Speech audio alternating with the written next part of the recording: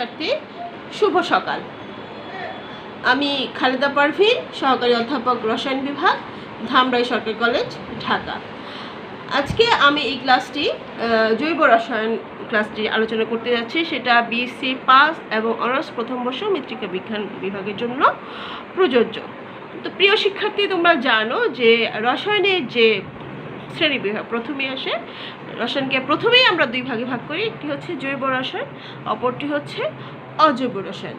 তো আজকে আমি তোমাদের জৈব রসায়নের শ্রেণী বিভাগ নিয়ে আলোচনা করব।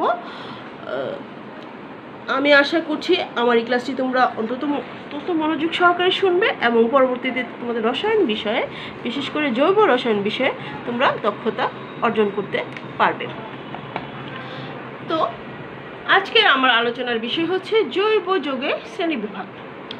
জৈব যৌগকে প্রধানত দুই ভাগে শ্রেণীবিভাগ করা হয়। সেটি হচ্ছে অ্যালিফিটিক জৈব যৌগ, অপরটি হচ্ছে অ্যারোমেটিক জৈব যৌগ। অ্যালিফিটিক শব্দের অর্থ হচ্ছে চর্বিজাত। এলিফার একটি গ্রিক শব্দ, এই অর্থ চর্বি হতে প্রাপ্ত ফ্যাটি অ্যাসিডকেই প্রথমে এই শ্রেণীর যৌগ হিসেবে ধরা হতো। বর্তমানে অ্যালিফিটিক শব্দটি সকল মুক্ত শিকল হাইড্রোকার্বন ও সম্পৃক্ত চাকরিক হাইড্রোকার্বন এবং এদের জাতকসমূহকে বোঝানো হয়ে থাকে। অপরদিকে অ্যারোমেটিক যৌগ বলতে আমরা বুঝি যে অ্যারোমেটিক শব্দের অর্থ হচ্ছে অ্যারোমা। গ্রিক শব্দ অ্যারোমা থেকে অ্যারোমেটিক শব্দের উৎপত্তি। অ্যারোমা অর্থ সুমিষ্ট গন্ধ। এই শ্রেণীর জৈব যৌগের অণুতে সুমিষ্ট গন্ধ থাকার কথা থাকলেও বর্তমানে শ্রেণী বিভাগের ক্ষেত্রে এরূপ বৈশিষ্ট্য আর প্রযোজ্য নয়। এই শ্রেণীর অনেক যৌগ যাদের কোনো গন্ধ নেই, আবার অনেক যৌগ যাদের তীব্র, কটু, অসহনীয় দুর্গন্ধ রয়েছে। প্রকৃতপক্ষে বেনজিন ও বেনজিনের জাতক এবং অন্যান্য কিছু অনুরূপধর্মী যৌগকে অ্যারোমেটিক জৈব যৌগ বলা হয়ে থাকে। এরা ইলেকট্রনাকর্ষী প্রতিস্থাপন বিক্রিয়া প্রদর্শন করে থাকে। এদের অণুতে সঞ্চরণশীল ইলেকট্রন বর্তমান, এরা রেজোন্যান্স ধর্ম প্রদর্শন করে। প্রিয় শিক্ষার্থী, আমাদের আজকে আলোচনার বিষয় হচ্ছে অ্যালিফিটিক যৌগ। আমরা এখানে অ্যালিফিটিক যৌগকে প্রধানত দুই ভাগে ভাগ করেছি। সেটি হচ্ছে মুক্ত শিকল যৌগ এবং বদ্ধ শিকল যৌগ। মুক্ত শিকল জৈব যৌগগুলিকে আবার আমরা দুই ভাগে ভাগ করেছি, একটি হচ্ছে সম্পৃক্ত যৌগ, একটি হচ্ছে অসম্পৃক্ত যৌগ। এবং বদ্ধ শিকলের ক্ষেত্রে আমরা দুই রকম পাচ্ছি, একটি হচ্ছে সুষম চাকরিক যৌগ এবং বিষম চাকরিক যৌগ। সুষম চাকরিক যৌগ, সুষম কথা থেকে তুমি বুঝতে পারছো যে এখানে শুধুমাত্র যে চাকরিক যৌগে শুধুমাত্র কার্বন এবং হাইড্রোজেন বিদ্যমান থাকে সেগুলিকে আমরা সুষম চাকরিক যৌগ বলি। অপরপক্ষে বিষম বলতে হচ্ছে যে এখানে কার্বন চাকরিকে যদি অন্য কোনো মূল, কার্বন ব্যতীত অন্য কোনো মূল ঢুকে, সেক্ষেত্রে আমরা সেটাকে বিষম চাকরিক যৌগ বলি। বিষম কথাটি অক্সিজেন উপস্থিতিকে বোঝার জন্যই ব্যবহার করা হয়েছে। এখানে উদাহরণস্বরূপ আমি বিষম চাকরিক যৌগ বলতে সাইক্লোপ্রোপেন এবং বিষম চাকরিক যৌগ বলতে আমরা ইথিন অক্সাইডকে দেখিয়েছি। অপরপক্ষে এদিকে আমরা যদি মুক্ত শিকল যৌগে যাই, মুক্ত শিকল যৌগকে আবার কি হচ্ছে দুই ভাগে ভাগ করা যাচ্ছে। একটা হচ্ছে সরল শিকল এবং আরেকটি হচ্ছে শাখা শিকল। সরল শিকল কথা দিয়ে আমরা সরল শিকল সম্পর্কে ধারণা করতে পারছি যে এটি লম্বা একটি শিকল থাকবে, কার্বন কার্বন বন্ধনে এটি অনেক বড়। আমরা জানি যে 80 লক্ষেরও অধিক জৈব যৌগ আছে। এর কারণ হচ্ছে যে কার্বনের এভাবে বিভিন্নভাবে যৌগ গঠন করার প্রবণতার কারণে। এবং শাখা শিকল তুমি বুঝতে পারছো, শাখা আমার ইংরেজি যার প্রতিশব্দ হচ্ছে ব্রাঞ্চ। এখানে আমরা বিউটেনকে শাখা হিসেবে দেখিয়েছি। তো আমরা যদি আরেকটু আলোচনায় যাই, সেটি হচ্ছে সম্পৃক্ত যৌগ কাকে বলে।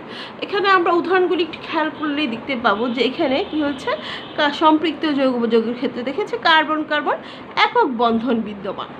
কার্বন কার্বন একক বন্ধন বিদ্যমান থাকলে সেগুলিকে আমরা বলছি সম্পৃক্ত যৌগ, এবং কার্বন কার্বন দ্বিবন্ধন অথবা ত্রিবন্ধন থাকলে সেগুলিকে আমরা বলছি অসম্পৃক্ত অসম্পৃক্ত যৌগ, অসম্পৃক্ত হাইড্রোকার্বন।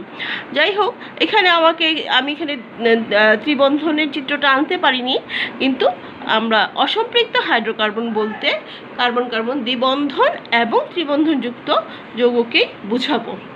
অপরপক্ষে অ্যারোমেটিক যৌগের ক্ষেত্রে আমরা শ্রেণীবিভাগ করতে গিয়ে আমরা এখানেও দুই প্রকার যৌগ পাই। একটি হচ্ছে সুষম চাক্রিক যৌগ, একটি হচ্ছে বিষম চাক্রিক যৌগ। সুষম চাক্রিক যৌগের উদাহরণ হিসাবে আমি এখানে বেনজিনকে দেখিয়েছি এবং বিষম চাক্রিক যৌগের উদাহরণ হিসাবে আমি এখানে পিরিডিন দেখিয়েছি। শিক্ষার্থী বন্ধুরা, তোমরা একটু লক্ষ্য করলেই দেখবে যে এই বেনজিন চক্রে শুধুমাত্র কার্বন হাইড্রোজেন বিদ্যমান এবং এখানে 6টি কার্বন দ্বারা বিদ্যমান বলে একটা ষড়ভুজ আকৃতির একটি যৌগ। এখানে 3টি ত্রিবন্ধন আছে।